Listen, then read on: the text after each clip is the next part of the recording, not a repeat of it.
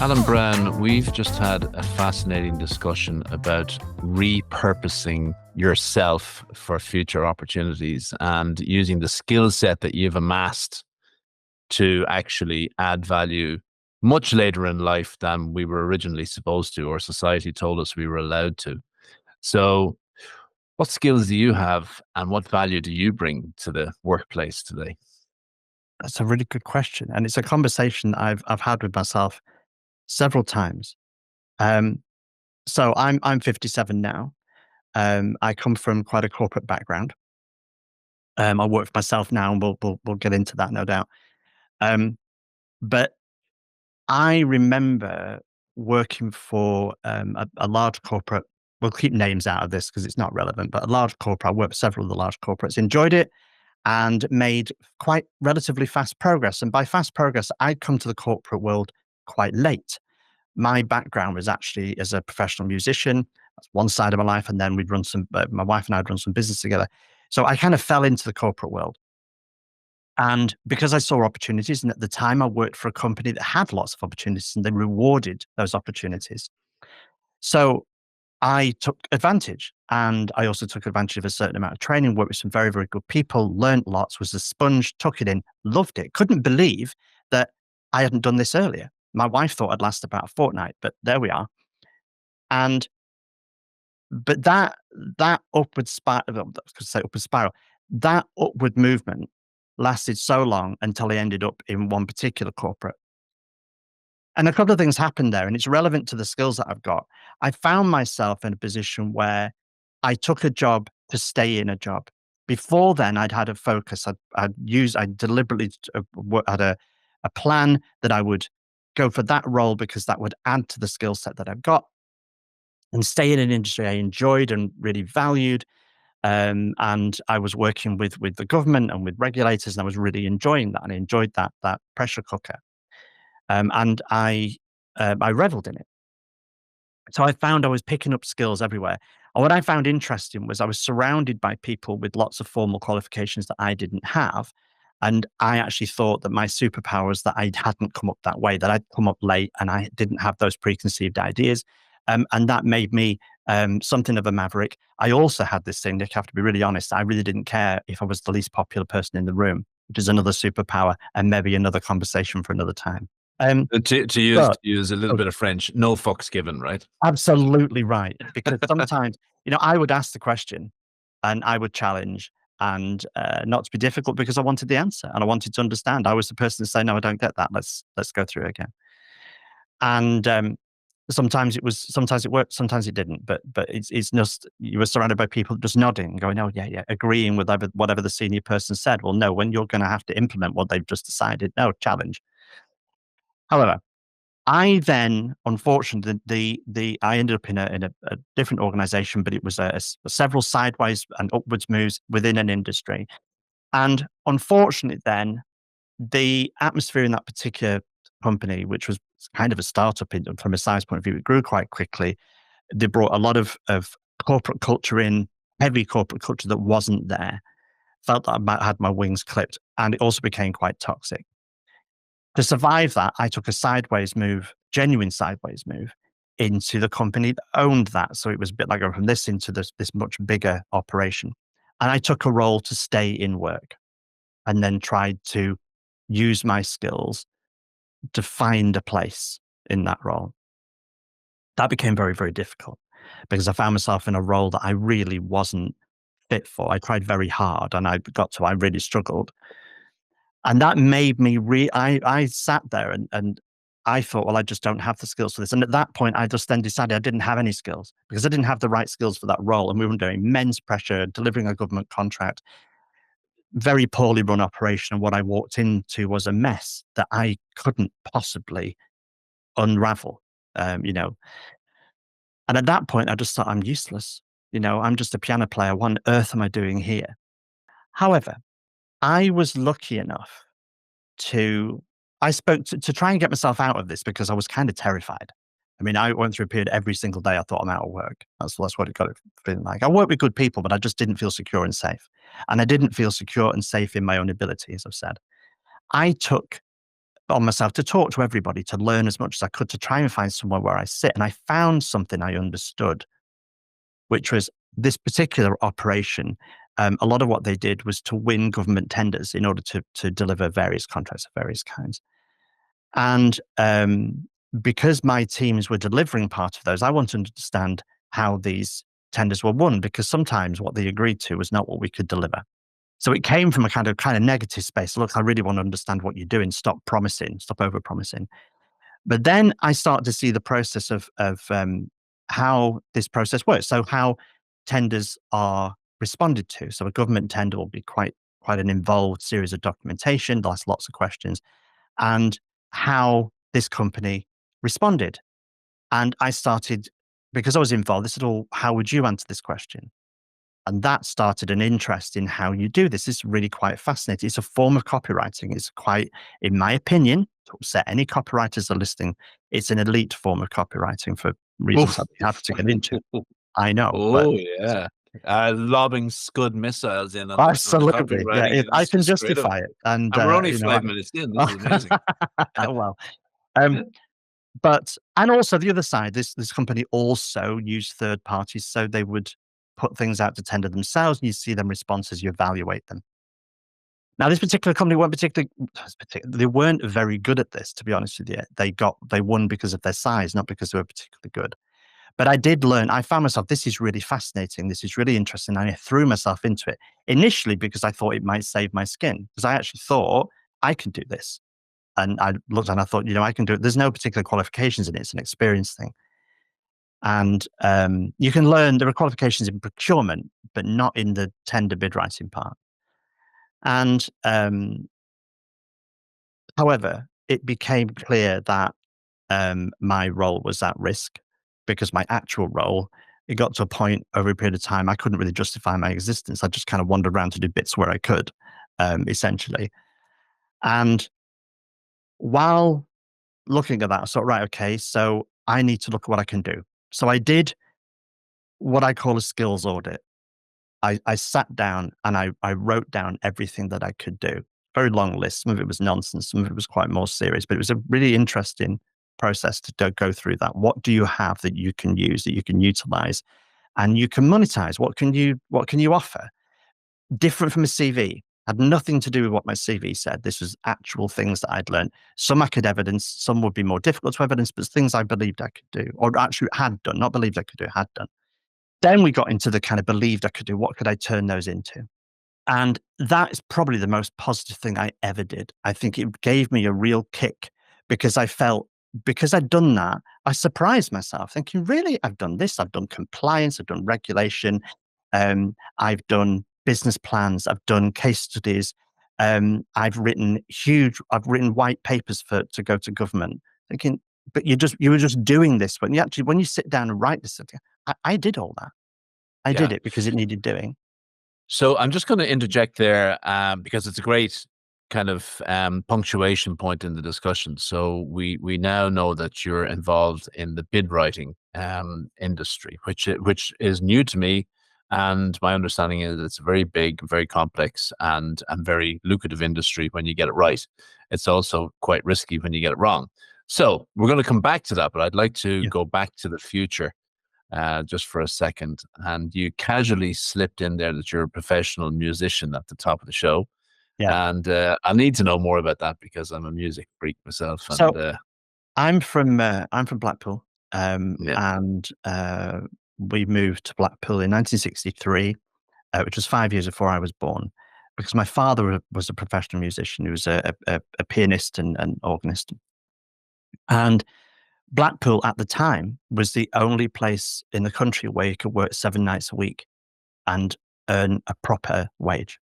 so we're talking Beatles You era could right be now, right? absolutely, Yeah, completely a professional musician, because there was so much live entertainment in Blackpool, the center of the universe from an entertainment point of view, far more than London, interestingly. So my father came over, and he worked in lots of different places, ended up in the clubs, etc. And let's say it's the only job he ever did for 40 years. Just as an aside, just while people are being a musician, and it isn't like that now. You can't replicate the situation now. Things have changed. But at the time, my mother, who's from the Lake District, they met in Leeds, more specific, and they met in Batley, if you want to be clear, in Yorkshire. And she was told by everybody, don't marry a musician. You'll never know where the next penny is coming from. Marry, get this, a steel worker or a coal miner because you'll have a job for life. Oh, Oh dear. wow. So no, my How father didn't interesting. have one day out of work in 40 plus years and retired exactly when he wanted to. Um, but so I grew up watching my father on stage. I always wanted to play the piano. My heroes were Elton John, Billy Joel. But actually, what I wanted to do is I wanted to be Keith Emerson or Rick Wakeman or Tony Banks. I wanted to be a keyboard player in a rock band. And so I took up classical piano because all my heroes and my father had done classical piano. And I studied really hard. I was a terrible student.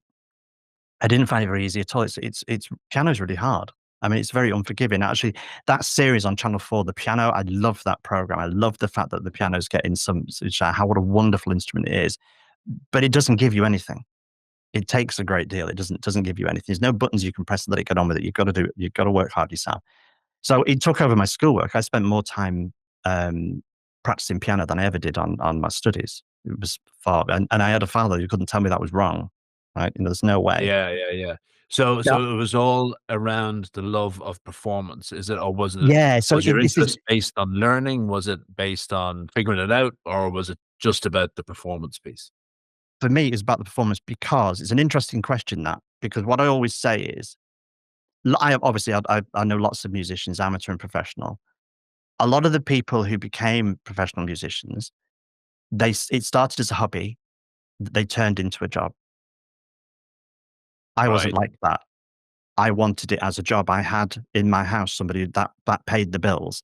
That was a job, and I viewed it that way. Don't get me wrong, I loved music, I loved playing, but I wanted it as a profession. So I learned piano very specifically that I wanted that to be what I do. It was never a hobby. And it's taken me a long time now that I'm not a professional musician to play for the enjoyment of playing. I didn't do that for years. If I played, there had to be a reason. Which you Wow. might And think, and do you think that that is a common sentiment amongst established musicians? Do they play for no, a job or do they love it? Is that the difference no. between a one percenter in the piano playing world and a 99 percenter? No, I don't think so. I haven't come across too many people with the attitude that I had. And the reason why I say that is because I in Blackpool, interestingly, there was a couple of people in local bands who did actually properly make it. But the reason why they made it is because they were prepared to go and sleep in a transit van for 2 years. And I Right. simply wasn't. I wanted to go home. I wanted to do my work, get paid, and go home. So I did a lot of what my sideman work. So you'd be the player in the band. And you kind of see them at Glastonbury. They're in the back there somewhere. I was quite happy doing that. For a long time, my ego took that. But I just very much took that view that it didn't take the enjoyment out of it, and I just and it's not like I wasn't.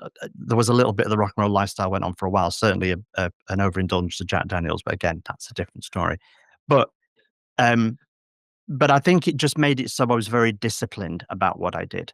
It was never so. It was never messing about. Playing the piano, practicing, rehearsing was a serious business. And I didn't enjoy classical piano at all. I wasn't a good student, whatever, but I loved playing. And it gave me a foundation and technique and all those kind of things. But I was never going to be a professional pianist, as you know, like concert pianist. I was never going to be that. My dad wanted to go into music college. There's no way I'd have got in. I wouldn't have passed the exams to get in the music exams. What I would to kind of bring it up to date now as to where I am now, what it does do is there is a creative part of my nature which I don't use now playing. I just play for myself. But I do find that coming into what I do in a variety of different ways. I think if you're Yes. creative, I think it's something you can use. So I still lean on that, and it might be in slightly unusual or obtuse ways, but it does find its way through. I still have an absolute love of music. I've thoroughly enjoyed watching Glastonbury this weekend and watching everything. I go to lots of concerts and I listen to lots of new music because of my daughters. Always listen to this, listen to this, listen to this, and I try and take it all in. So that's from a really healthy point of view. But I think that my background as a musician it taught me some discipline. It taught me that if you want to understand something, you have to put some work in. You have Yeah, and to it dig sounds in. like you. have brought that curiosity and the Mm. willingness to work it out, Yeah. to dive in and figure out how it all works, and then make something of it. You've brought that all the way through from your I'd like to musicianship think into so. yeah, Yeah, I think that's what I've tried to. I don't think it's always been um, conscious, Nick. I don't think it's, but it's, you find yeah, yourself doing it, you of look back course. in it, and my wife's pointed out a few times, you go all in or nothing. Yeah, yeah. And I'm really interested to know what was going through your mind when you were sitting behind the piano on stage at the back of the stage, and the lead singers are going for it and the guitarists are going for it, and you're happily. What are you thinking? Are you thinking this is a nice gig? it's Are you great. You're just thinking doing your this is job. work? Yeah, you do what you're doing. You're making sure you do your job.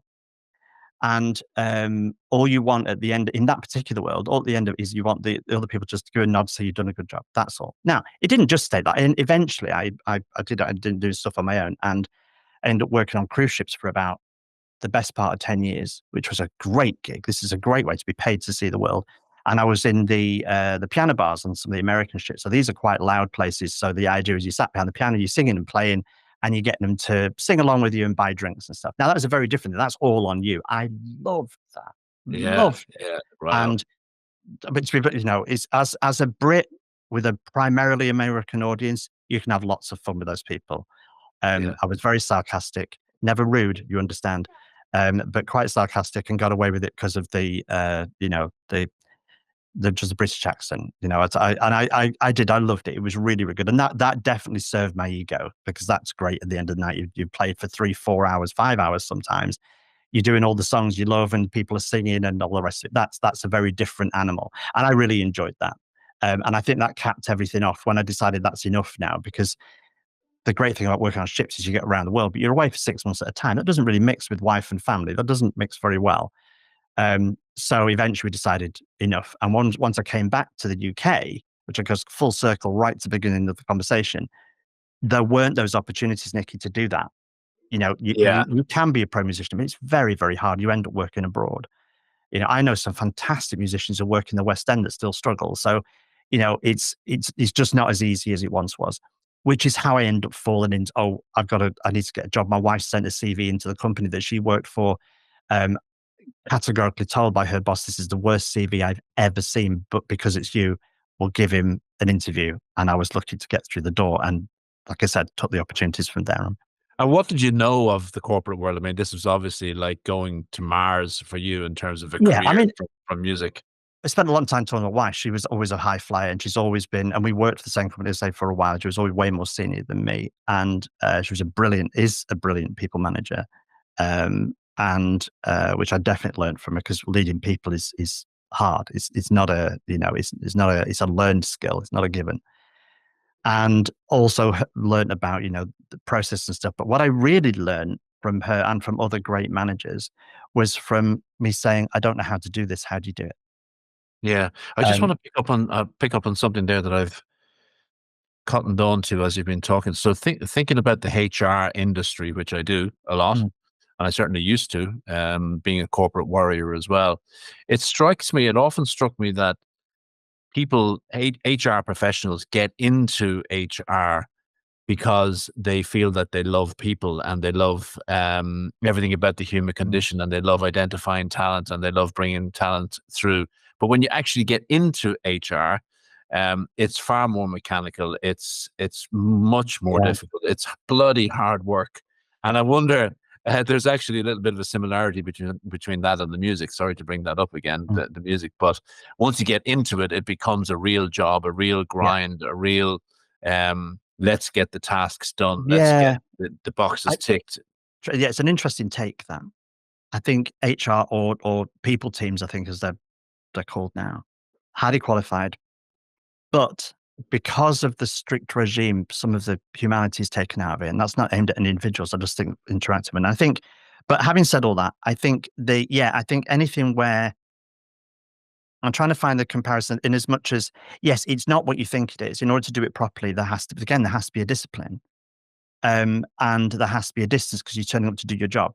So if I acted when I first started, um, I was told by my father, probably the best piece of advice I've ever given was, in the music, it's a very, very small world. Your reputation is everything. You tarnish that, you'll not work again. And that would be just said, don't do it. And I saw plenty of examples of people messing it up. There were very, very super talented musicians that couldn't get work because it's like, we're not working with him because he either won't show up or him or her won't do the job, etc. And I think it comes back to discipline. If you're going something like HR, where it's very governed, and there's lots of processes, there's lots of you know, regulation and things for compliance, etc., to do everything properly, to make sure every I is dotted, every T is crossed. And I think that's quite tough. And it must be something of a shock if the reason why you want to go into HR is because you want to work with people and you want to develop them. You don't really develop them in there. And sometimes I've known HR teams that have terrible problems within the team themselves, which Yes. is ironic, but understandable. Teams are tough. I mean, going on from that, if you don't mind, I think that one of the things that I still find interesting now is when a lot of people aspire to manage people. My question is always why? Because you need to understand what you're getting into. Because yes, there are the situations where I work with a lot of entry level staff, bringing them in, developing them, and then seeing them move on to other roles and taking them maybe from fixed contract, a fixed term contract to it being employed and seeing them. That's fantastic. Even though you lose that person, that's great. But one problem child, for want of a better Yeah. phrase, in Yeah. your Yeah. team, or the dynamics. I have 5 managers who manage managers. I had about 48 staff I was responsible. That's a reasonable responsibility at one point. And the 5 managers were all entirely different, and they all needed different kinds of motivation and different ways of working. And some you had to put your arm around, metaphorically. Others you needed to kick metaphorically. Yeah. And learning those dynamics is hard. It's not a given. And at the same time, you have your job to do. Yeah. One of You're the not such thing as a full-time people manager because you've everything else. Yeah, one of the things that makes managing people easy or hard, depending when you are, is the ability to work out if you're an individual contributor or if you're a team player. Mm. And in a lot of cases, people don't understand the difference between the two. They don't understand who they are until a little bit later Mm. in their career. And then sometimes you've caused so much trouble that it's it's time to move on to the next one. Yeah. So I'm interested to know: are you an individual contributor or are you a team player? Right. Okay. So that's an interesting because so I am essentially a team player, but at the same time, I would I would make a decision and stand by it. So I would work with this. Obviously, you work with your team towards it, but at some point, running a team, certainly at a certain level, is not a democracy. It absolutely isn't. You can't have it so that everybody has a say. They will take a vote. Um, you really can't do that. The other side of this, though, is, and I don't know whether I'm answering this question in the way that you need it to answer, but my view on this is that if you are going to be a team player while you're the person that ultimately might make the decisions because you're the most senior person in the room or in that particular project or whatever it is you also need to give those people the I hate to use the word, I'm trying to avoid the word bandwidth. I hate those kind of buzzwords, Yeah, but yeah, give them the opportunity to spread their wings. Give them the opportunity to make mistakes, because if you don't have the chance to make mistakes and you're hammered for everything, then you get inertia and you won't get anywhere, and nobody develops that way. And the understanding that and making sure that you say you do that, but I've got your back. And that's another part of being the team player. So yes, you're the senior manager. You're managing these people. But if you turn around and say, right, okay, we'll try and do this, and then when they get back, you say, oh, look, you've messed up here, and you're not going to support them. That's not being a team player at all. That's your them and us. So I think that's really important to get that balance right. You will make a decision. You will make sometimes the tough decisions, and you will maybe have the tough conversations.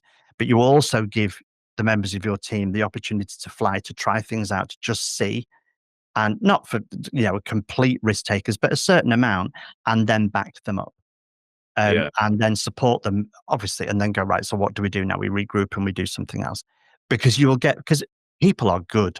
I mean, this is the thing. Most people, a vast majority, are really, really good, amazingly conscientious, work very, very hard, give to companies, even when the companies don't deserve it. And we both have have experience of those situations.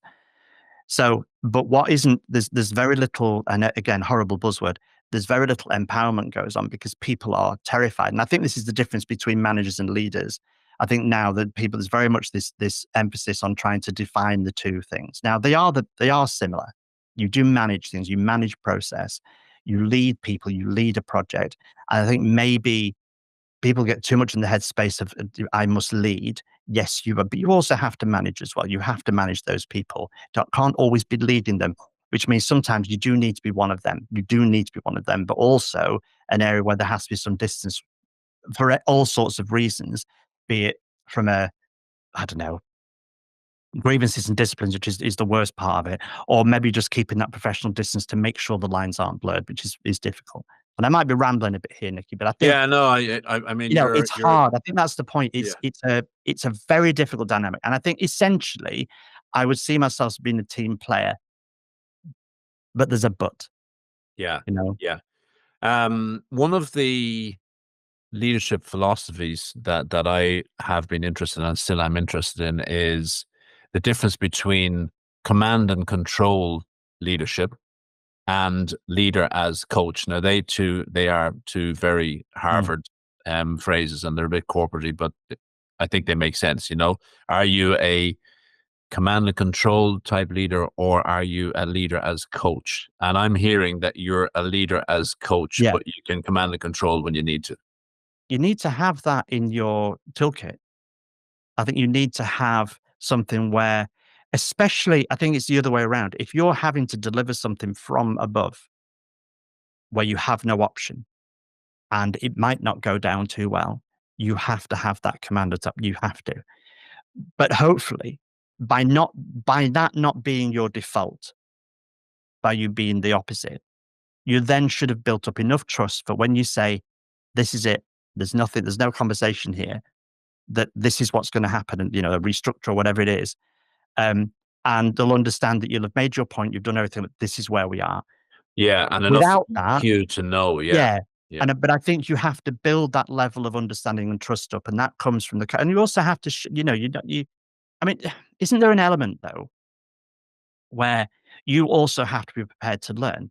If you've got people in your team, and maybe so, I'll give you an example of when I ran my kind of my first team, and I was being coached by my wife and by others. This is the best things to do, etc., etc. So I'm trying to get my head around it and working with head count and all that kind of stuff, which I'd never seen before, and calculating your budgets and all that stuff. And so we had an entry level team, and they were essentially, it was in the energy industry, and they were making cold calls to business to arrange for meters to be changed. And these conversations were absolutely fine until you told them that they had to turn the power off for a couple of hours. And then, of course, the business switches off. That didn't go around. And our base was always hairdressers. Hairdressers were really tough to work because it's like you're stopping them working. There were other businesses, but it's a good example. And so we had some new staff come in, and there was and I wanted no, it wasn't you said. I wanted to understand there was something with the CRM that had been built. They built a very simple CRM system, and it would have some quirks. It would sometimes output stuff that I didn't understand, and that made it difficult for me to understand some of the reports I was getting. My direct reports really didn't help. There's a lot of kind of finger pointing and blaming. So I thought, you know what? I'll go and sit with the team that are doing this. I'll watch them do some jobs. In that situation, they're the expert, not you. They're doing it. You'd listen, you'd learn, you ask questions, and you listen to the answers. No point telling them. I could advise on scripts and stuff because I've done that. But the point is, them using this process, going through what had been agreed and all the rest of it, they're the experts. And you must always remember that. Because I think, and that same goes for your immediate team. There'll be different skill sets there, and you should learn, and you should be seen to be learning. Not that you know everything, because nobody's the complete package. Nobody. yeah. And there's a great quote I'm going to misquote this, but I think the essence is right. Michelle Obama was asked about sitting in the rooms at things like the UN and other places like that. So obviously, the first time that happens, that could be overwhelming. I think we'd all be, oh my word, the weight of it. But actually, she said they're just people, and you know what? It's not that impressive. essentially is what she said. She wasn't calling anybody. She said, but it really wasn't. It wasn't that impressive. It just conversation started with normal people. Some were good, some weren't. And I am misquoting her, but it is the essence of what she said. And I thought that's very interesting. And I think just coming back to the thing, when you become a manager, now you become a leader. I'm big on. I know a couple of people that do this in training of emerging leaders. I think it's a massively underdeveloped area. You get this job, you're suddenly managing people, you reach senior, and you find yourself in a room. Nobody's told you. Nobody tells you what to do. Nobody tells you how to interact with these people. No, you just like, and the thing is, you realize years later, you're surrounded by other people that sometimes feel exactly the same way. They might have been in that room for 2 years. They still don't really know. That's not effective. That's very, very poor. If you come back to my thing about discipline and learning something, when I was learning the piano, there was a process. There was 8 grades where you started from being terrible and you got better. And interestingly, I've also learned when I was in Blackpool and I joined my first few bands, going from being a classical pianist on your own, everything, but to then playing with a band, I reckon it took me 2 years to learn how to play with other musicians. And you started in places where you were bad, and over a period of time, you got better. You went to bigger place and better place. But that doesn't happen in the corporate world. It doesn't. Yeah, goodness me. We are going down a serious rabbit hole here, but I love it, right? And I love the Michelle Obama quote or It's misquote. worth checking the actual quote. Yeah. And I'm thinking about that room full of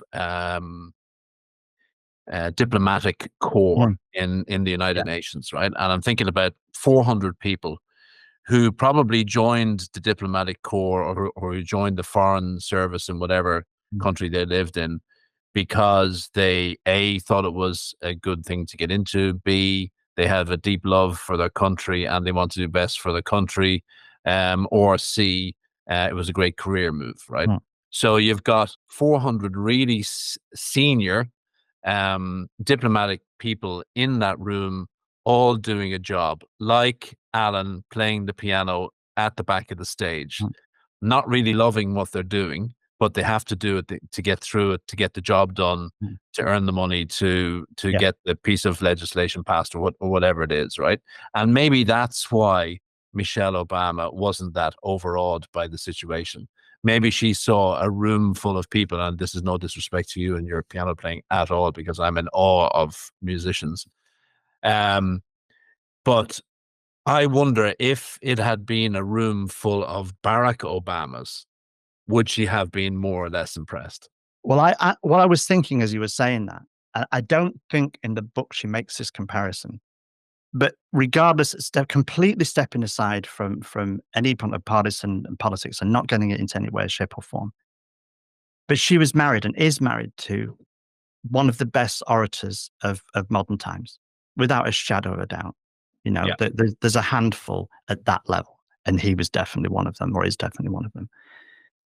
When you're, I'm sure you know, and also funny, self-deprecating, all those kind of things that balance to making that humanizes it, but a skilled speaker and a skilled diplomat. Yeah, it'd be interesting if the thought process was, well, actually, what I see on a daily basis is not this. And that wouldn't surprise me at all, because what you're essentially going to be, and I imagine a lot of people at the UN have a legal background. There's going to be a lot of lawyers in that room. Yeah.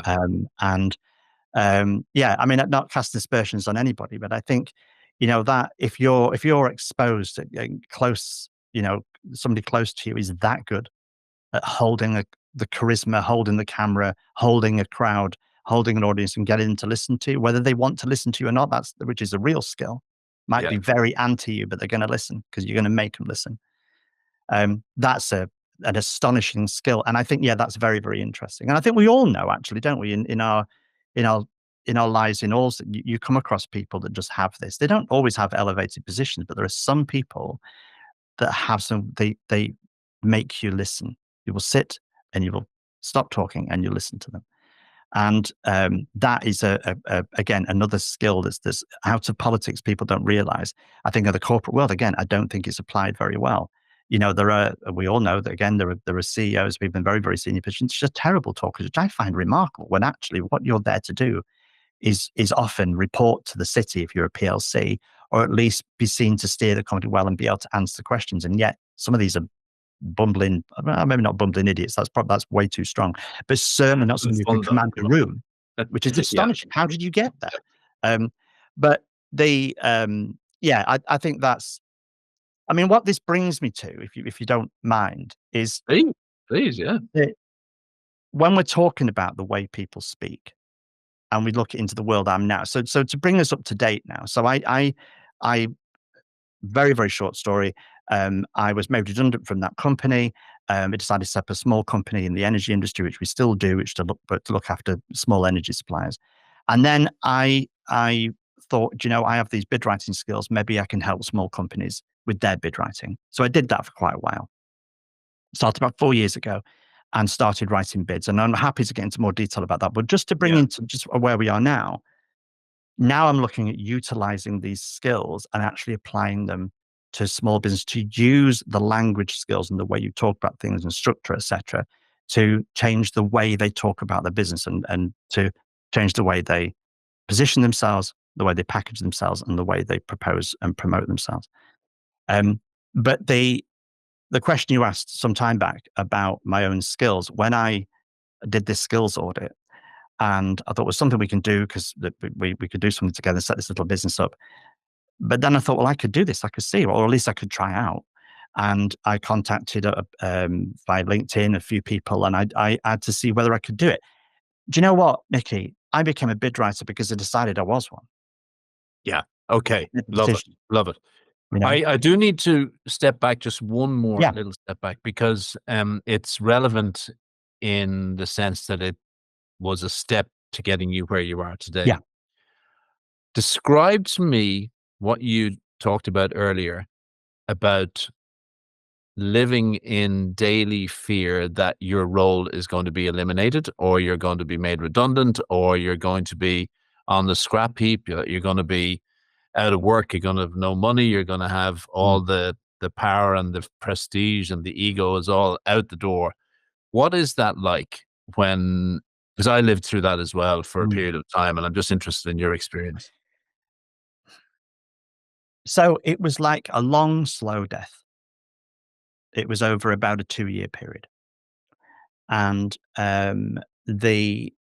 was in a department to do with reporting, and a department that wasn't taken very seriously, which is remarkable considering reporting is I mean, it's about data, a big thing, investment in data.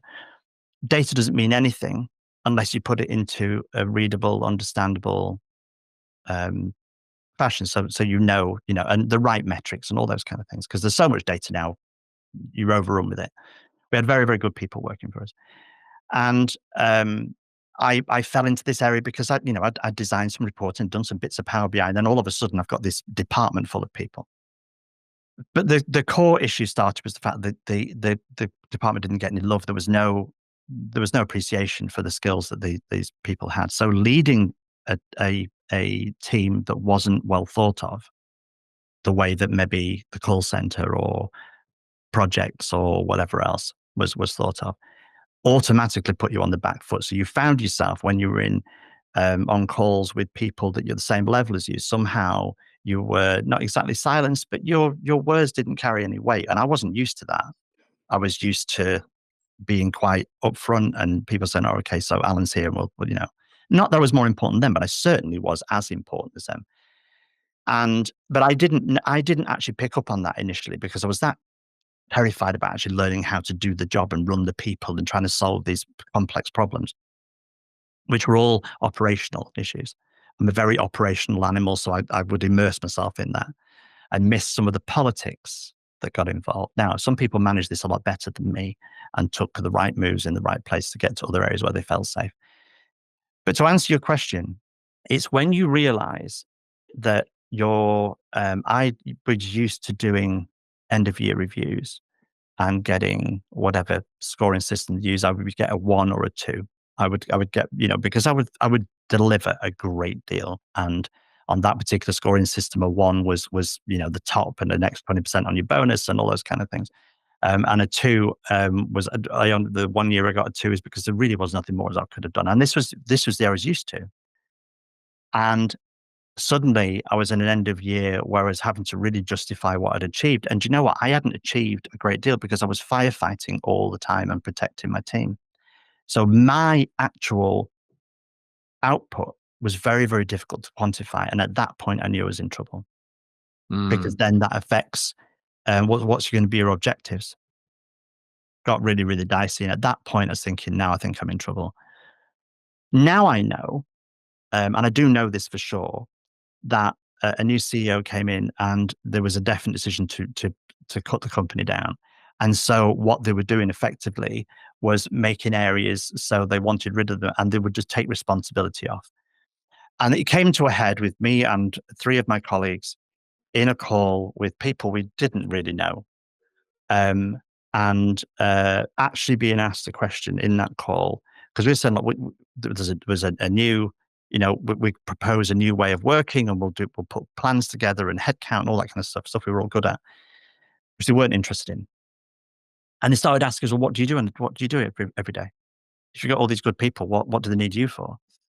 And there was a question, I can't remember how it was worded, but it was actually stronger than that. And we realized afterwards the question was so blatantly kind of justify your existence that they should have had somebody from HR on the call because it's actually massively inappropriate.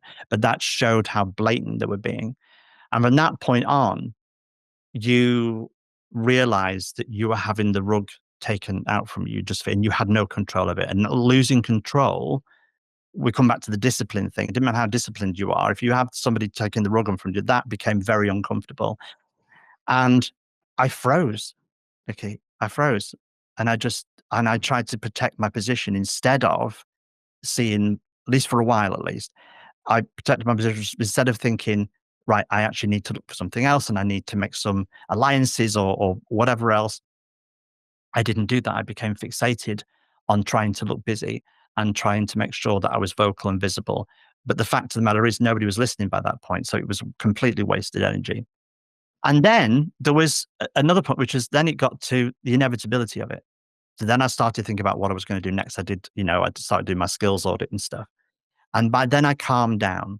I was nervous and was worried. And I'd done a bit of maths as to what I would, what my package would be, which was nothing spectacular, but it was enough to pay the mortgage for 6 months. And so I had that at least. It turned out to not be the case, but I thought that was the case. What really got me, I got reasonably blasé. We eventually got invited to a call, the dreaded call. There's a call first thing tomorrow. They wouldn't tell you what the meeting was about until you saw the people on it. You've been through this, Nikki. It's an awful call. I spoke to a manager. She couldn't tell me anything. He's like, this. That was horrible, right? And that conversation, they tried their best to handle as well as they could, but they have a script. They're reading through the script and it was fine. And we're going to put you through consultation, which I chose not to do. I didn't go through the consultation and said, right, just make the offer because they dangled a role. They dangled a potential role in front of us. And this is just a procedural thing. There's no way. I know for a fact that role's never been filled. So it was just dangled there. I thought, I'm not going through that. This has been bad enough.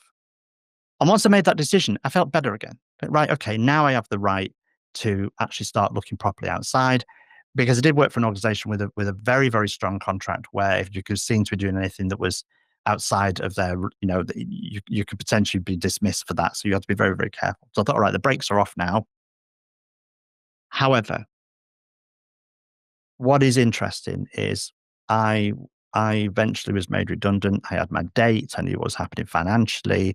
We'd done all the maths and we were okay and we're all the rest of it and it was fine. And then it actually happened. And then it happened. And a few days after that, the amount my ego got hit after that was something I was not prepared for. I just wasn't. Up until then, I think I'd built myself a little defensive wall. It's going to happen. It's fine. Let's do this, blah, blah, blah. And I think, right, quite really focused. And we had our little team, 3 or 4 of us, we're all going through the same thing because we did things together and it became our job. Our job in the last few weeks was protecting ourselves and it was quite nice. But once and it was a couple of days after actually, I didn't get put on gardening leave, but you can understand, I work remotely. I wasn't doing a great deal because why would I?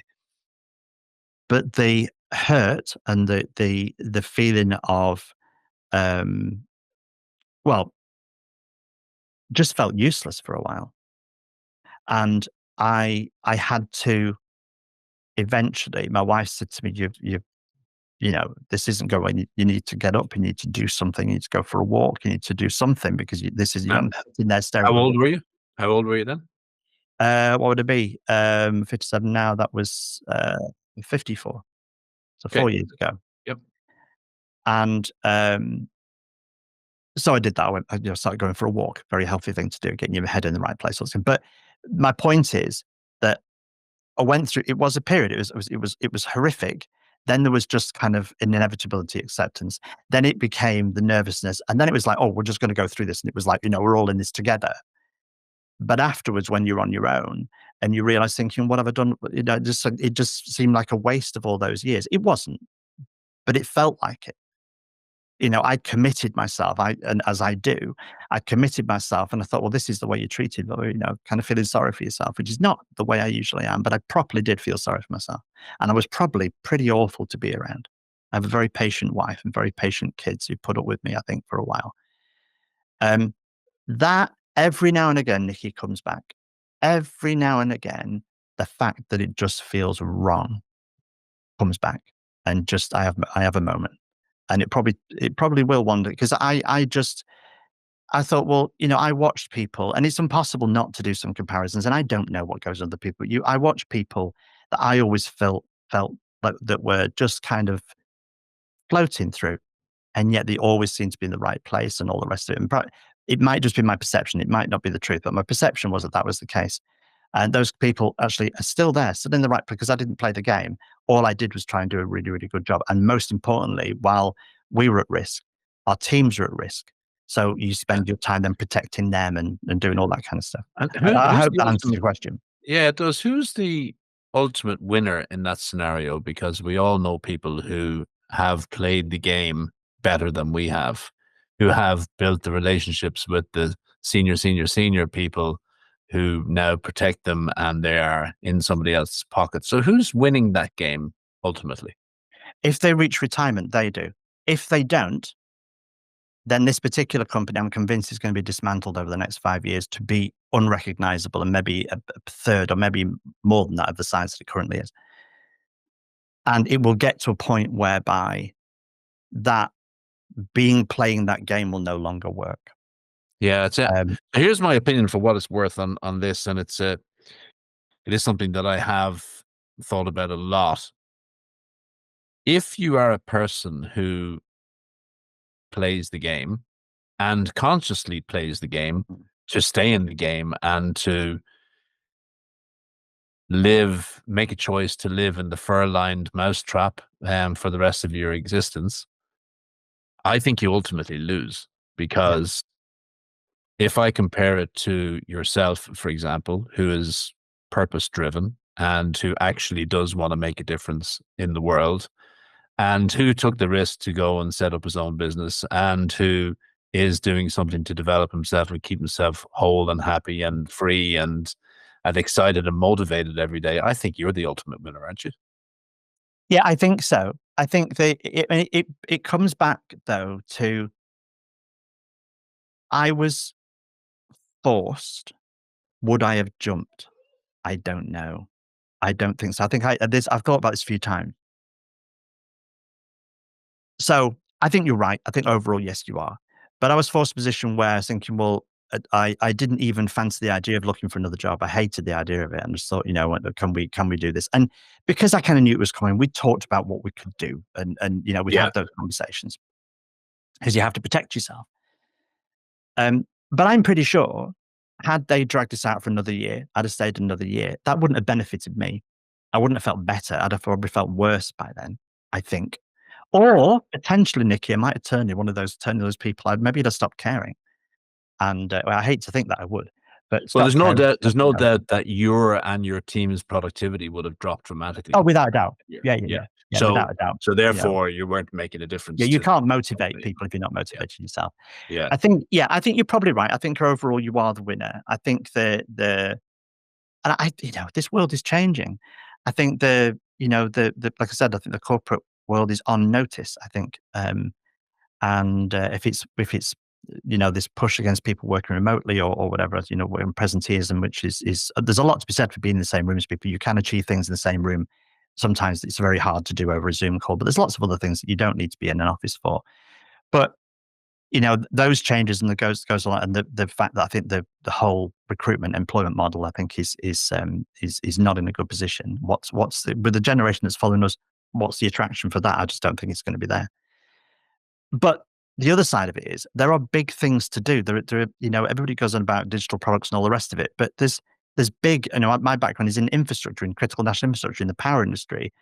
So these things can't be done by a small group of people. They have to be done by a lot of people doing a lot of jobs. A lot of those jobs are very physical, etc., and highly, highly skilled, very, very highly skilled. Your dual fuel engineers that do electric and gas, for example, are massively skilled people and do a very dangerous job. I think what needs to happen is if you describe yourself, not if somebody else describes you as such, it's different.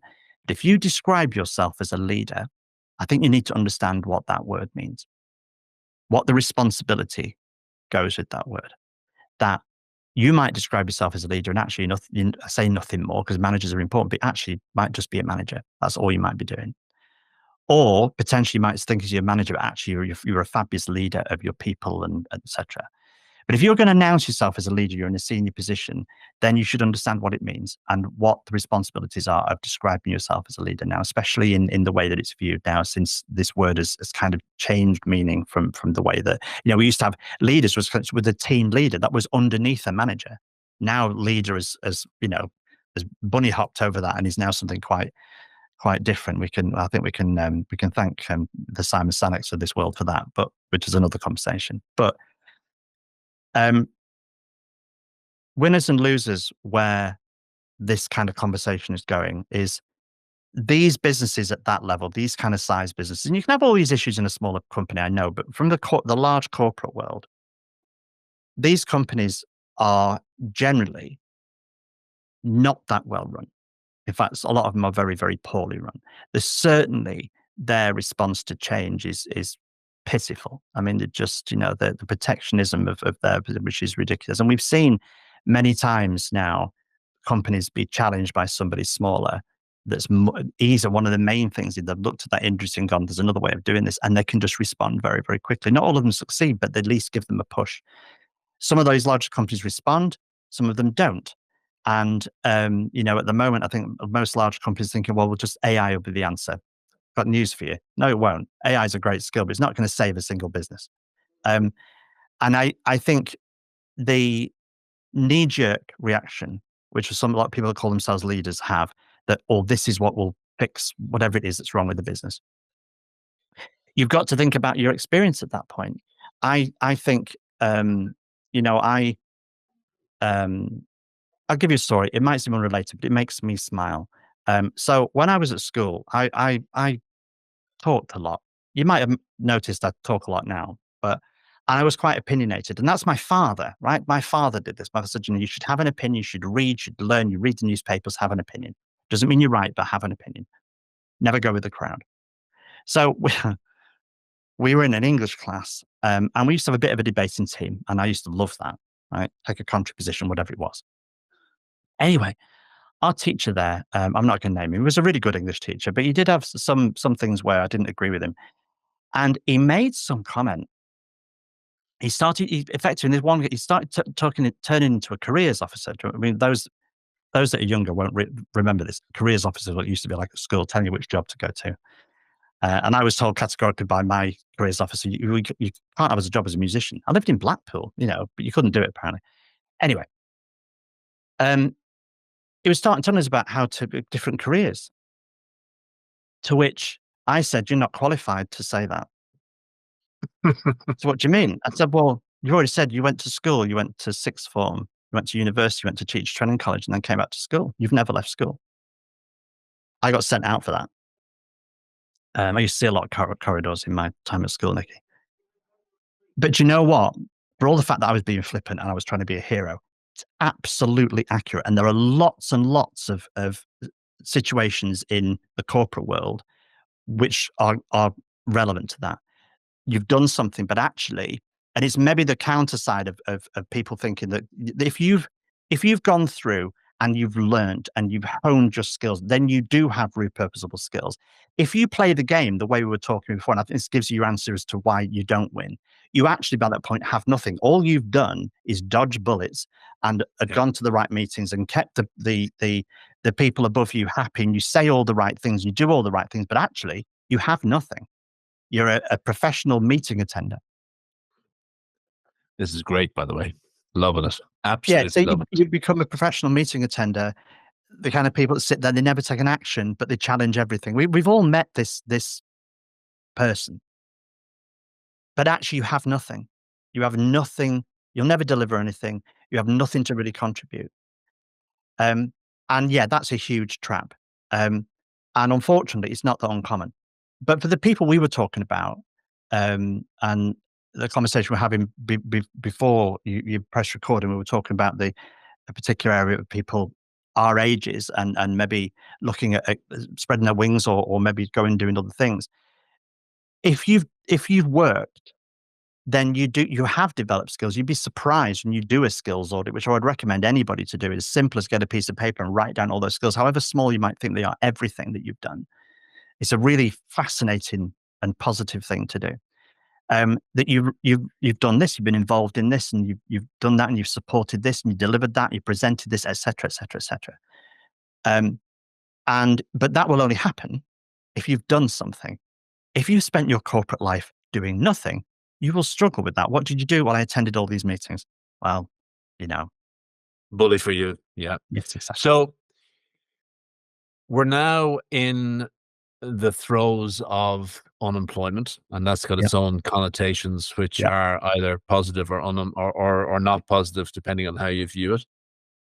You had a choice. You had a mhm. number of choices.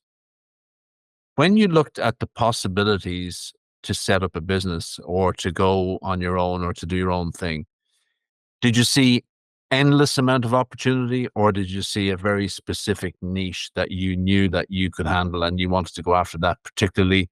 Or did that process of deciding what to go after take a long time and much heartache? No, I think so. The simple way to answer your question is because we thought that there was myself, my wife, and another guy who was a senior person and the company was Empower. I can say Empower because they don't exist anymore. And we had a huge amount of collective knowledge, and it's a very small industry and it's very complex. And I was thinking we could offer some help here. And so we thought we had a really good network, and it became kind of obvious. I mean, unemployed. I never, and I still don't view myself that I became unemployed. All I did was I just then went and did something else. Um, and that was a psychological trick because I wasn't going to accept that. So that was fairly straightforward. It wasn't straightforward getting clients or working out how you were going to do it and all the rest of it. That wasn't straightforward. Making that decision was fairly straightforward. What actually happened for me to change direction, because say that still exists and it still ticks over, though I'm not heavily involved. To cut a long story short, we actually won a contract that we applied for with a council to help them split the council in two. And I say we, one of the other directors kind of won that, wrote the tender really, really good, and we got part of it. Now we didn't win it. What happened was there was I think it was Accenture at the top. There was another one, we got the crumbs at the bottom. But we did win those crumbs, which was quite cool. And it was a case of, oh, we should look for other work. And it was when we were looking for other stuff and we realized actually we've been very lucky as kind of consultants. This can be very hard to do this again. Don't think lightning's going to strike twice. But there was a particular time I sat and looked at this. So there's a website called Find a Tender, which is a government website and in the UK, and where you can see all the contracts that are available across local authorities and national government, etc. And in about 15 minutes, I find contracts, everything from landscape gardening for a local school to dismantling nuclear power stations. And I was thinking, this is amazing. I didn't know it was there. I guarantee lots of other people don't know it's there. And then I started looking into this heavily. Why do small companies not? Why do they not bid? And there's some good reasons, there's some bad reasons, there's some preconceived ideas about it, etc. And I thought That's my business. And that was then, so that was quite straightforward. I just thought that I can do this because you've seen a problem that needs to be solved. And once I got that there's a problem there to be solved, and I reckon I can do that. I know enough to be able, I need to know more, but I know enough to recognize the problem. That's the key. If you Okay, recognize so the problem. yeah, so we're into the world of bid writing now, and Mhm. your mission, for want of a better phrase, was to help small companies win big Yeah. government contracts, right? Yeah. Talk to me about bid writing in a global sense. So, is this a new industry? Is it something that has been developed over centuries, or where did it come from, and what point of its evolution is it at now? So it's in its present form, it's reasonably recent. And the reason why I say that is that the way government contracts used to get won was it was pretty much who you knew. It was a bit of a boys' club at all levels.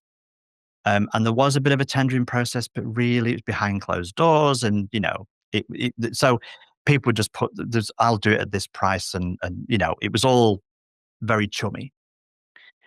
And then, and also, the government themselves did way more work themselves. They had departments or they actually employed staff directly. So an example would be there are very few local authorities now in the UK that have their own refuse people. It'll be a separate private company. And there's an example. There's hardly anything that they do themselves. They only have their core staff for managing admin. There's very little they employ. When they made that decision to outsource, and the decision to outsource was to make the costings transparent. It actually wasn't a push to privatization in the way that people think. Um, and uh, and in many ways, it goes against some of my core principles. But the fact of the matter is, it does make it transparent.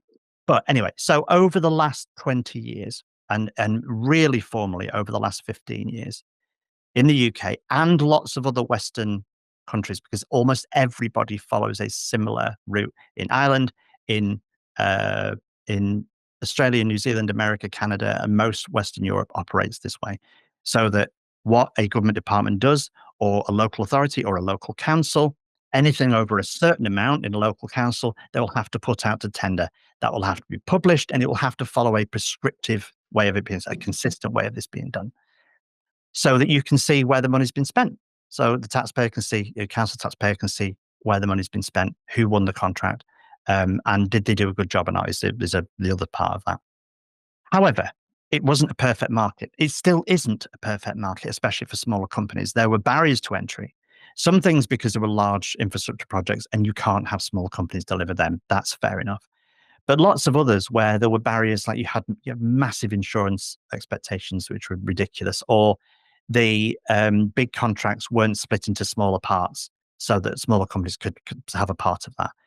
That's recently changed in the UK. New legislation has come in to make it easier. But some of the perception wasn't accurate. And an obvious one is, well, two that would come up when I talk to companies. They say, oh, we thought about it, but, two things.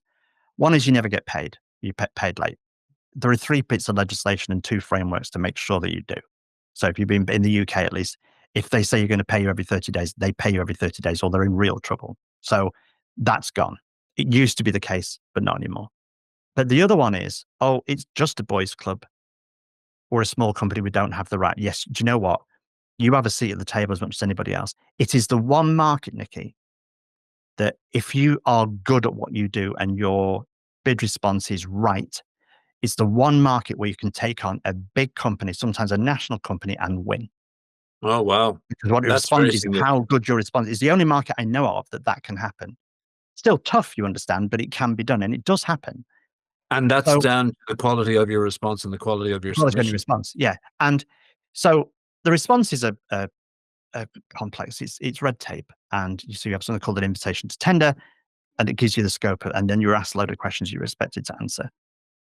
The skill in bid writing is in answering those questions and getting the value of your business across and your differentiators. That's the really big thing. What sets you apart, especially in a crowded market? Now, one of the differentiators is to make sure your response is excellent.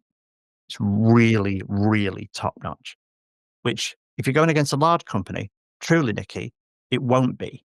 The large companies, it'll be sloppy. It won't be that good. I've seen these things up front. So you do a really first class job, but you make sure your value is understood. And the other thing you do, and this is something in the world, out of the commercial world and working with government, you research your clients. So for example, I live in Lancashire in the UK.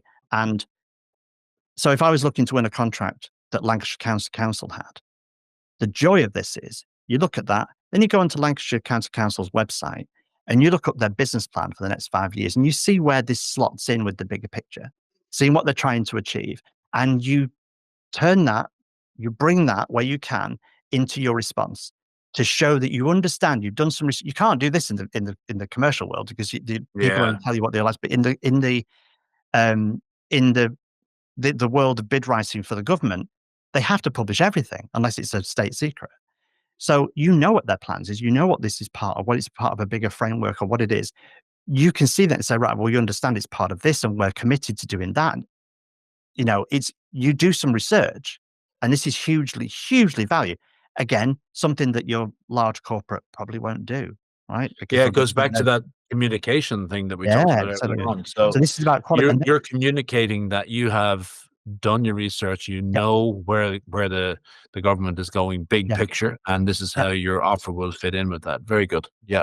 Thing is, the world brings some AI elements into this, but for the current world, and it's going to stay like this for a long time, is when you put a bid in, it's not like putting a CV into Indeed and an algorithm looks at it. It is assessed and reviewed by people, either individual or by a committee. So it's got to leap off the page. It's got to people to go, do you know what? This is a company we want to. Now you've got to show that you're a fit and proper company. The last financial question, you're going to struggle if you're a startup, but if you're a startup, you can partner with somebody bigger. There are ways of doing it. But typically, a company that's been going 2 or 3 years has some employees, quite important that you don't just, it's not just a founder business, and has reasonable turnover and, doesn't have issues with the tax and all those kind of things. You're a fit and proper company and that you have good references and you have good testimonials. The rest then is putting what we call your bid library together, which is all the core information about you, recognizing what your value is. If I have a skill, it's extracting value out of a business so I can articulate what they do. And put that in words that it's not a brochure. You can't sell to the government in the way that you sell commercially. You can't send them a brochure. That's not going to do it. That is not about you. Absolutely, categorically, it's not about you. Everything in your response has got to be about them and how you solve their problem. It's a features benefit thing to an extreme level, which brings me back to my controversial comment about elite copywriting.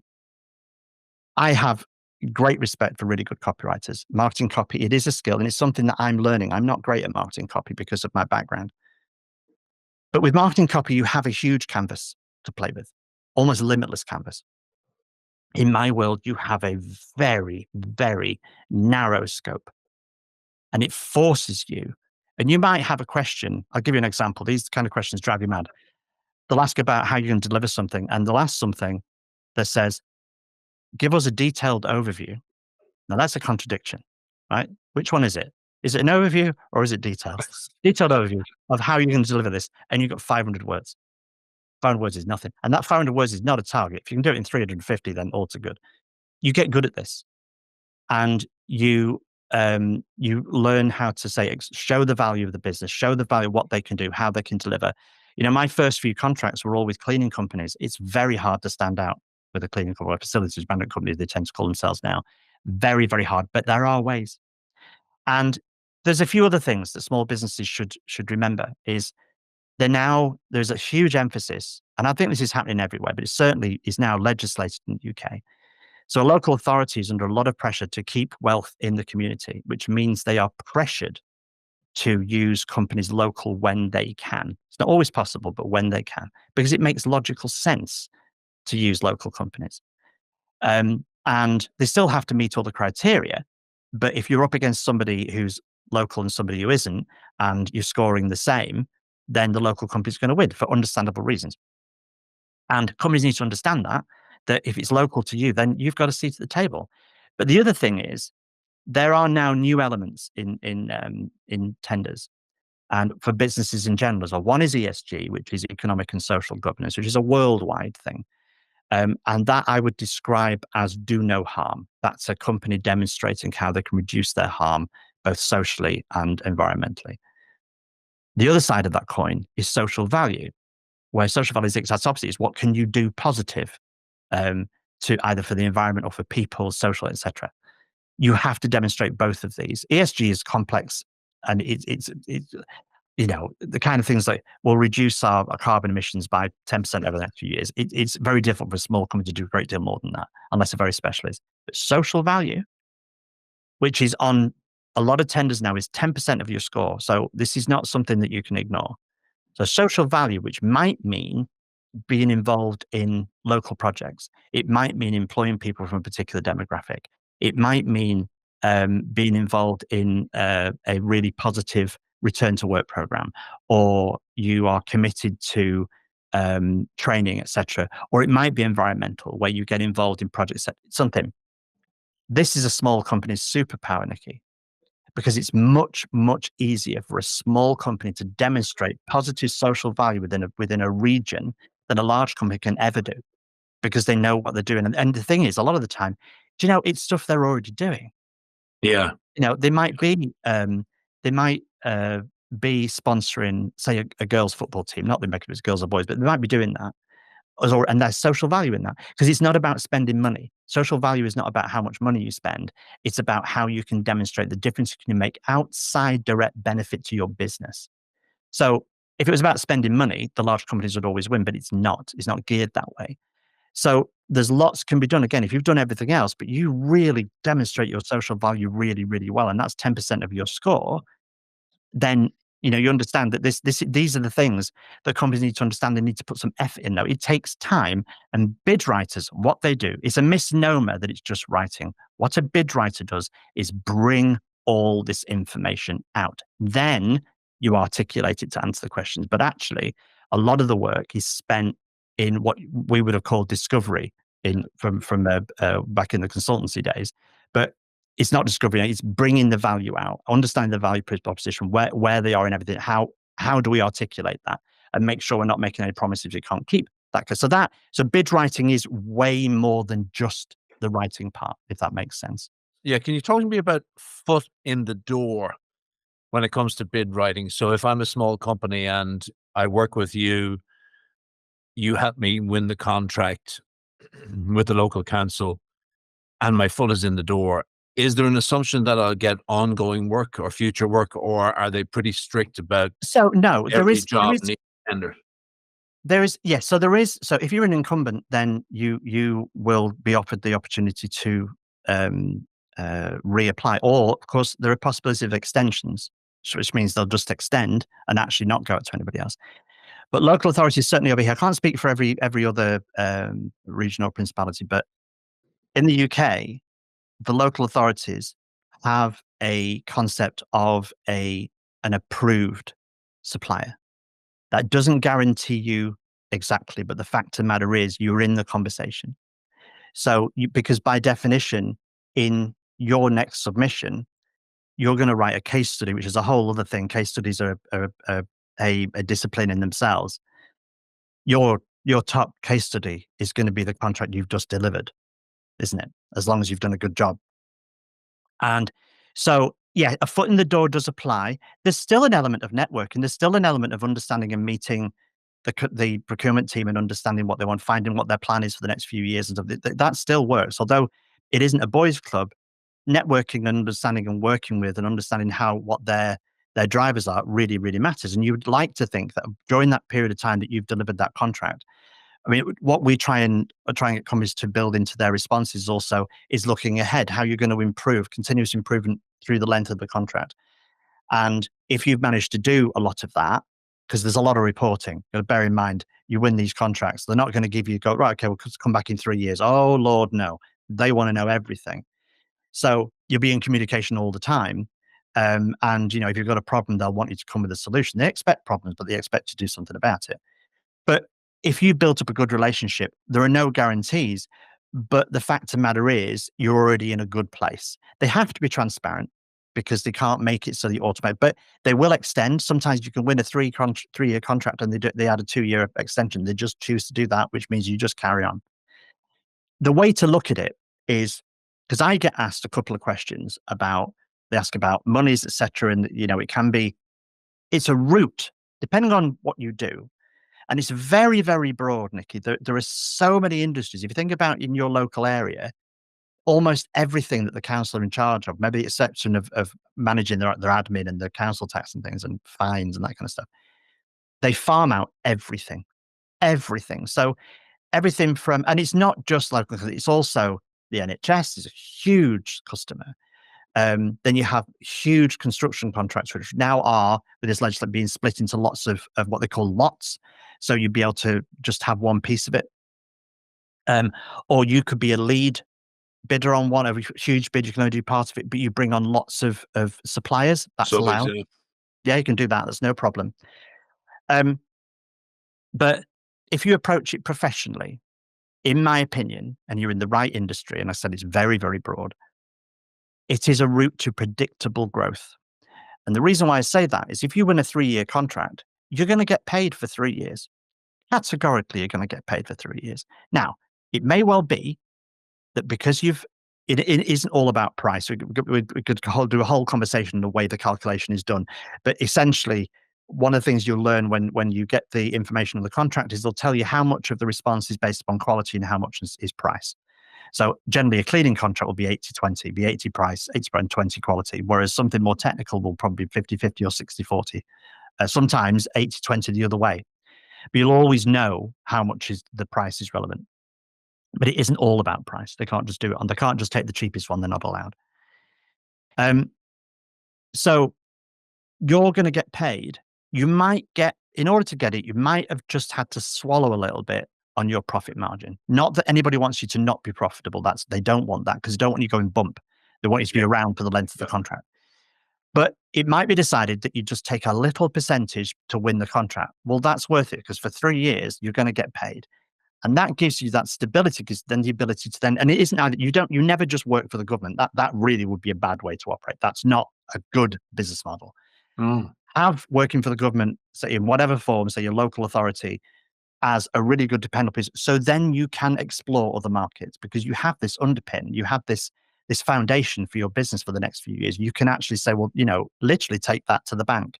That's our position for the next 3 years. We're going to get paid, as long as you don't mess up. And you have to seriously mess up to lose a contract. You really do have to mess up. If something goes wrong, you just have to come up with a plan to make it better. So there are lots of benefits. And also just the fact that you can put on the side of your van that you do work for your local authority. There's, and it's something as small as that. But when the credibility goes up massively. And it's whether you see it as being worthwhile. It is a pain. The thing is, though, the first few you respond to are hard work. After then, you've built what we call a bid library. You have a core of everything you need. You can then lift and shift that. It will need changing nuances. You might have different case studies that require, because everything's about relevance. You can't just send them stuff that worked last time and it's not relevant to what they're talking about. That's a whole other subject, is relevance. But the fact is, you've done that, and then you can just nuance, change it for that. So you've done a lot of the upfront work. So the other question I get asked is how likely I am to win. And I'm very conservative. I say to people, right, well, if you do everything right, if you're good at what you do and you cover it and you're prepared to work to put all this stuff together, and the market is definitely there, because you've got to evaluate whether the jobs are there before we start putting any effort and money into it, is I always say you should be looking at winning 1 in 8 or 1 in 10. Some people do much, much better than that. Certainly in specialist areas, 1 in 3, 1 in 4. But you only need to win one, because once you win, then that gives you your 3 to 5 year contract. Yeah, and that itself, and what it gives you, and the doors that will quite literally open because of what you're doing. So then you work with people in the Lancashire area. Well, it actually, all over sounds the like, UK. I was going to say, it sounds like you could work for anybody. In the UK, you could work for people overseas, could you? Yeah, because the principles are the same. The process would be different, but the principles of certainly so the process would be slightly different, although to be honest, it doesn't change massively. The portals you use would be different, and some of the regulations and compliance would be different. But the core part of how you respond from a language point of view, from kind of like winning words, as I like to call them, that's the same, even if you translate it into different language. The process, and I've spoken to bid writers in India, for example, and much like their company, it kind of mirrors like the way we work. And there's some slightly more iffy practices going on in India, but the fact is, the way they put tenders, the way they respond to them, is exactly the same as we do. So actually, it's completely transferable. You know, Yeah. it's winning words and lean language, Nikki, is the easiest way. Yeah. Being Yeah. lean is very important, but using the right phrasing things the right way, bringing value out, which is the really big deal, getting a company to understand what Yeah. their value actually is, not what they think it is, what they actually is. Get away from their mission statements and all this other stuff that they put in, and actually Yeah. work out what it is that they deliver. Which begs the question: what are you, and what is your skill? Are you a creative writer for business? Yeah, I think in a very particular niche, I think. A very particular.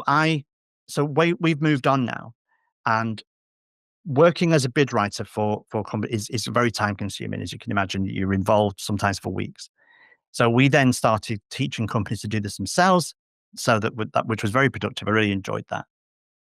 And what we do now is that we're still do bits of that, but what my interest is now is the fact we realized I was in a networking, a face-to-face network meeting, and a conversation I overheard on the other side of the table was somebody asked the question, how how do I stand out in a crowded market? That was his exact question. To which my answer, as he interrupted them, was to say, ask a bid writer, because that's what we do. Right. That's Right. the core of what we do.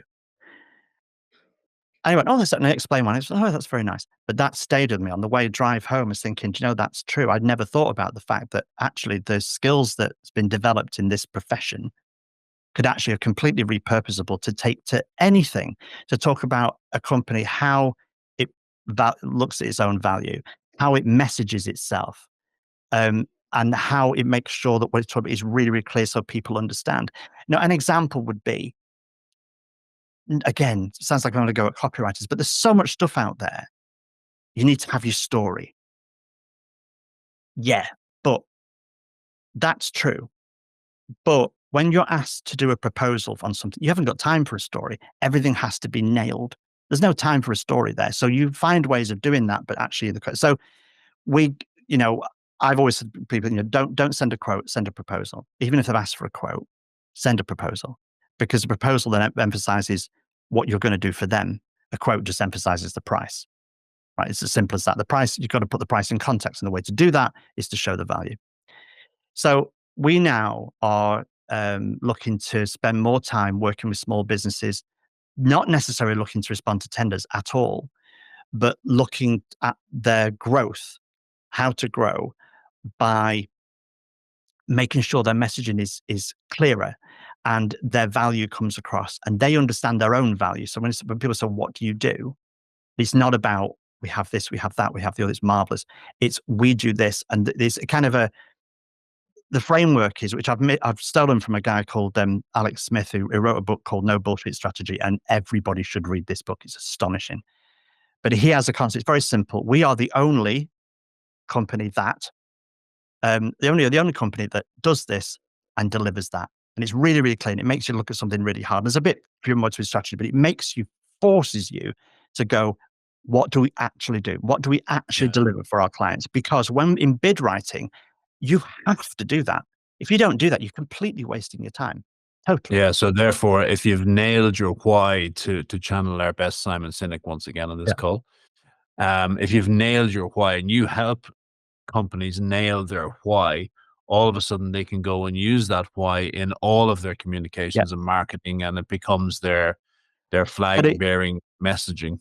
it has to be more than the why, though, which is the reason why I question that. That why bit is fine, but then it's also about the delivery and the outcome, because just the why is good, but it's not enough. So understanding why they exist, what they do, how they benefit the customer. Absolutely, that's really, really key. Then again, of course, how you deliver it and what the outcomes are really, really matter as well. You need to have the whole thing. Otherwise, you then fall into the trap. It just become a better, but another fancy mission statement. And I've had lots of conversations where, we know now. Well, no, now you've actually put it into action. It's just because you've come up with that, 2-3 sentences that absolutely nail your value. Now you've got to do everything around you to change everything to make that your strategy. So it's a really interesting point. It's something I'm really, really enjoying. And I want to share a couple of really quick pearls of wisdom. These are things that I think are of huge value. So in all areas of when I'm dealing with companies and we're talking about their value, I ask one question continually to the point of absolute annoyance is, so what? Every single thing my Yeah. clients say, well, so what? Justify it. So what? Why does that make a difference? I don't know. So what? It's really annoying, but it's an extreme version of the 5 whys way of working, but it's an extreme version of that. Absolutely justify it like I'm 4. Get it through to me, what you do and why it matters and how it can solve a problem for me. Don't get there, you don't know your own value. Once we have that, we then have, in my opinion, and I've just started a YouTube channel, very, very early days. And the first video I did is my favorite. This is my favorite trick, if you like. This is the most actionable thing I can give anybody. List everything that you do as a business, everything that you do for you can do. And after every single one of them, write 3 simple words. Write which means that. And then you then have to finish the rest of the sentence. Yes. If you can't add anything after that sentence, scrap that. Don't even include it. Because if you can't justify by saying which means that and giving it an absolute and the which means that is the which means that to the customer. Yeah. If it doesn't mean anything Yeah. to the customer, get rid, because it's pointless. It's those words, those 3 words are literally, quite literally responsible in my world for hundreds of millions of pounds of business. Yeah. Yeah. So why have you started your YouTube channel? What do you hope to achieve from that? Because what I want to do is I would like, because I would like to start a community around this. I think there are, we have clients and I'll always work one-to-one, etc. But I think I'd like to get this message across. And so we're looking at starting a small community for small businesses, just to say, look, there's some tools you can have here. You're not going to get this from your local FSB or chamber, or you're not, right? You're just not. Nothing against those. Networking is great, but you're not going to get actionable tools. And this is my issue. We all read the same books. And this is really great. And often you go, that's fantastic. You put the book down, or I listen to Audible, finish it and think, well, actually, what? I can't put any of that into action. So Mm. I'm quite obsessed with, and I from the time, I'm pretty sure you're on the same wavelength with this. You need actionable, you need something. So we thought, well, some of this stuff, I'd like to share this because information is pretty much free. You can do Google anything. Implementation is more complicated. So the idea is that we're building a small community. I don't know where it'll go, sharing my experience and knowledge. And the idea of the YouTube channel is also just to do so. To be honest with you, Nikki, the simple answer is I'd rather talk than type. So I'm useless on doing posts on LinkedIn, for example. I just find it dull. I don't enjoy it. But point a camera at me and I'll talk, which I think hopefully this conversation has proved. So it was an opportunity to kind of formalize that and also use it as a way of showing, look, if you like this, if you're interested, if this resonates with you, then we have a free group you can join, and we can give you some more help. So that was the purpose of it, or is the purpose of it. What do you say when people suggest, and you hear it in quiet corner of the bar somewhere, and you hear it in conversation and various dispatches? You're 57 years old. You should be starting to wind down. You should be doing all the things that society tells you should be doing. You should be playing golf and watching Netflix and considering, the next 6 to 7 years being the wind down of your career. It doesn't sound to me like that resonates with you No. at all, not even for 1 second, does it? Mm. I'm as ambitious now as I was 20 years ago. I think I'm ambitious with a bit more focus and a bit more knowledge. Yeah. And I've taken some risks and I've made stupid mistakes and I still might make some. Yeah. I'd like to think they were controlled risks, but things happen. But yeah, I'm just as ambitious as I've ever been. And I think now I think there's opportunity everywhere. I think that there's a trap for people thinking that, oh, I'd just like to, maybe as a slight caveat on the working for yourself. I'd love to work. So, there are downsides to working for yourself. It can be hard. And you have to, when you start small as we still are, you're everything, you're every department. And that can be quite, not all of that is fun. Not all of that is a joy. Doing your VAT return and things like that, even with software and stuff is not a joy. Um, but no, I don't intend slowing down in any way, shape, or form. And I don't intend to go on forever either because I want to enjoy this. But at the time, for now, I get a lot of joy out of the fact that we'll just go and do something and, and learn something new and try and do something exciting and why not? And I also love. I found with spending some people in, say, with this little community we started, little interactions we started, really enjoying having the conversations and realizing actually I have got something to give. So why would I stop? Do you care more or less about what people think of you now than you did at the start of your career when you said there were no F's given? Um, how does that Yeah, resonate with you now? I don't care at all what people think of me as long as I'm being true to myself and I'm being honest. I wouldn't want to feel that I'd hurt or upset somebody. I wouldn't deliberately do that. Absolutely, categorically not. So within those bounds now, I'm going to be myself and be honest because once the constraints of the, I mean, I say in the comment that I didn't get too asked. That's all relative. That's it relative in that very controlled environment. So it is all relative. Um, but you still, to use that phrase, you still played the game up to a point. But I wasn't the one for platitudes. That's something I didn't do. But now, I think if you start second guessing yourself and starting worrying too much about what other people think, YouTube's a very good example actually because the best piece of advice I've been given was by somebody who's got a very successful YouTube channel is helping me out. So don't start telling family and friends that you've got a YouTube channel because they'll ask, "Oh, what the bloody hell are you doing?" Don't tell them. Just go and just do it.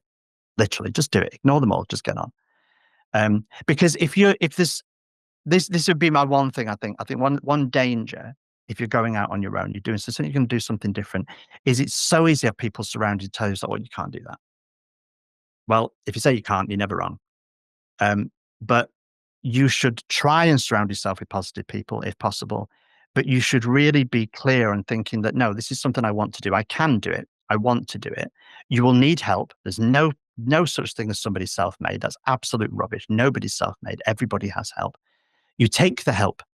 You network. You talk to people. You ask questions. You learn from everybody. If somebody offers to help you, so long as it's not to your detriment and they don't want a percentage, because that's a whole other conversation. But if they're prepared to help you and you can help them, then that's all good. But certainly age doesn't matter. It doesn't matter. I feel more qualified now than I did 20 years ago. And certainly when I was very cocky 40 years ago. So no, I think his simple answer is I'm incredibly ambitious. I I don't intend to slow down at all because I don't see why I should have to. How does somebody get in touch with you if they want to work with you? Oh, well, there is, I'm on LinkedIn, which is probably the easiest way. But I'm on LinkedIn. We have a company called Brown Hat, but we don't want to use that. Our phrase is bid for business. If you look for bid for business, that's us. Or you look for me on LinkedIn, and we'll add some extra links, no doubt, on under this podcast. But yeah, I'm happy to have a conversation. It's not all about winning clients in business. I'm interested to see businesses grow. Especially interested in startups. And the reason I'm interested in startups is, I'm talking about little startups because I'd be interested, and I'm very curious to see if I'm right on this, which is if you apply some of the things that I know work for established businesses, and you apply them to a startup, to not make the mistakes, to use what they've got, get it right early. I'm interested to do that. That might not be a way to make any money for me, but I think it'd be an interesting thing to do. But yeah, probably LinkedIn or look for Bid for Business and you'll find us. Alan, it's been a great pleasure talking to you. I could probably listen to you all evening, and I have no doubt that you could talk all evening as well. It's Without a doubt. really great. Yeah, no, and the transition is really amazing and fascinating to hear your story into. It sounds like a purpose-driven business that's allowing you to live your best life at the moment. Have I got that right? I think we're on our way to that. I think that's definitely the aim, and that's well put. So yeah, thank you very much for the time. Pleasure. We'll be in touch again soon. Thanks, Alan. Thank you.